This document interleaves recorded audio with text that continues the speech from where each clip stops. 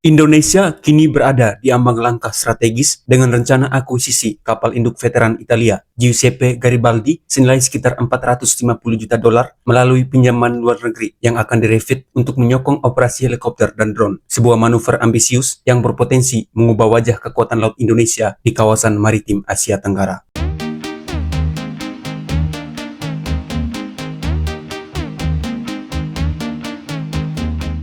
Berita tentang akuisisi kapal induk Giuseppe Garibaldi mulai mencuat ketika pemerintah Indonesia menyetujui pinjaman sebesar 450 juta dolar Amerika Serikat untuk membeli kapal induk bekas milik Angkatan Laut Italia sekaligus mendanai helikopter baru yang akan digunakan bersamaan. Sebuah keputusan strategis yang kemudian dikonfirmasi oleh Bappenas melalui surat resmi bertanggal 29 Agustus kepada Kementerian Pertahanan yang menetapkan plafon pendanaan 450 juta dolar untuk kapal induk beserta perlengkapan pendukungnya.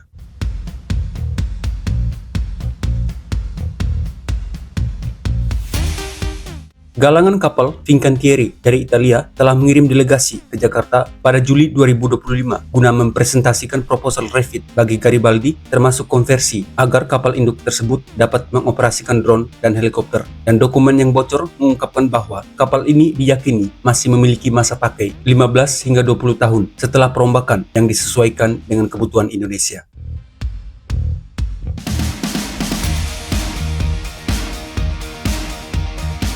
Alasan Indonesia tertarik pada Giuseppe Garibaldi cukup jelas, sebab sebagai negara kepulauan dengan wilayah laut yang sangat luas, Indonesia membutuhkan kemampuan proyeksi kekuatan maritim yang lebih besar, dan keberadaan kapal induk dapat berfungsi sebagai pangkalan udara terapung untuk patroli, operasi kemanusiaan, hingga penguatan pertahanan, sementara membeli kapal induk bekas dianggap sebagai jalan cepat untuk memperoleh kapabilitas udara laut tanpa harus menunggu pembangunan dari awal yang memakan waktu lama.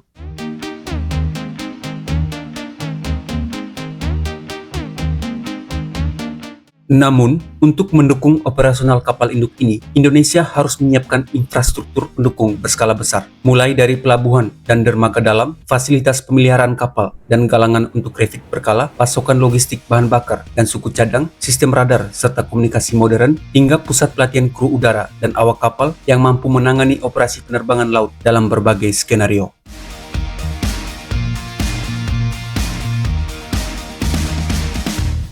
Dalam hal kesiapan sumber daya manusia, Indonesia telah membuka dialog awal dengan pemerintah Italia dan pihak Fincantieri mengenai program transfer teknologi dan pelatihan intensif yang mencakup operasi helikopter, manajemen dek penerbangan, sistem kontrol pesawat, serta integrasi sistem komando dan kontrol kapal induk agar transisi penggunaan kapal ini bisa berjalan efektif.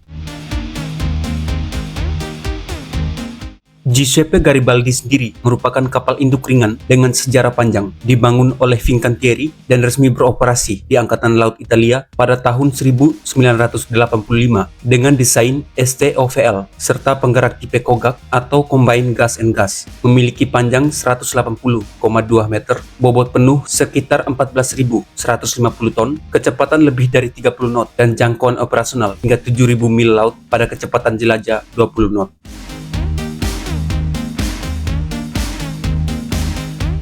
Kemampuan membawa pesawat dari kapal induk ini terbilang fleksibel karena Garibaldi sejak awal dirancang untuk mengoperasikan kombinasi AV-8B Harrier II yang mampu lepas landas pendek dan mendarat vertikal bersama helikopter anti kapal selam maupun helikopter utilitas. Dan dalam masa bertugasnya di Italia, kapal ini pernah membawa puluhan pesawat serta helikopter dengan kru operasional yang terdiri dari ratusan awak kapal dan staf udara yang jika digabung bisa mencapai lebih dari 800 orang tergantung jenis misi yang dijalankan. Jika benar bergabung dalam armada TNI Angkatan Laut, kehadiran Garibaldi akan menjadi perubahan besar secara strategis karena Indonesia yang selama ini cenderung defensif dapat menambah kemampuan proyeksi kekuatan laut ke berbagai wilayah strategis Indo-Pasifik sekaligus memperkuat peran dalam operasi kemanusiaan, misi pencarian dan penyelamatan, patroli maritim, serta mempertegas diplomasi maritim di kawasan.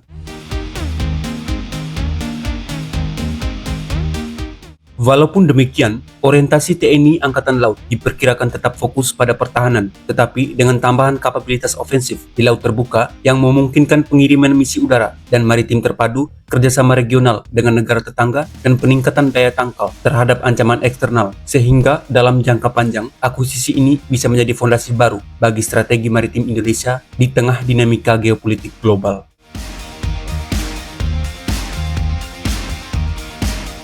Dengan demikian, langkah Indonesia yang akan mengakuisisi kapal induk Giuseppe Garibaldi bukan hanya sekadar ambisi militer, tetapi juga cerminan tekad untuk memperkuat kedaulatan laut sekaligus memainkan peran yang lebih strategis dalam pencaturan Indo-Pasifik, dan apabila rencana ini berhasil terrealisasi, maka Garibaldi akan menjadi simbol transformasi kekuatan maritim Indonesia menuju abad ke-21.